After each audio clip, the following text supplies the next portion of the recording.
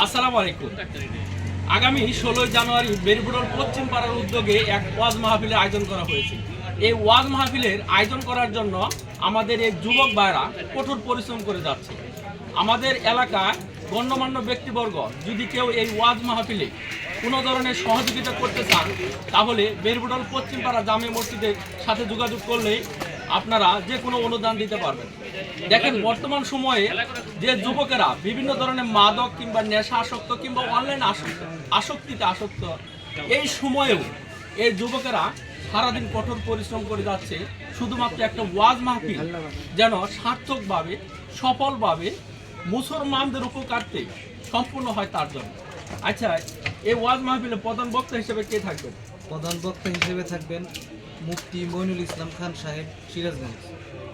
আমি সবাইকে অনুরোধ করব আগামী 16 জানুয়ারিতে বেরবুডল পশ্চিম পাড়াতে সেই ওয়াজ মাহফিলে এসে ওয়াজ মাহফিলকে সাফল্যমণ্ডিত করুন, এহকাল এবং পরকাল দুজাহানের কামিয়াবি হাসিল করুন।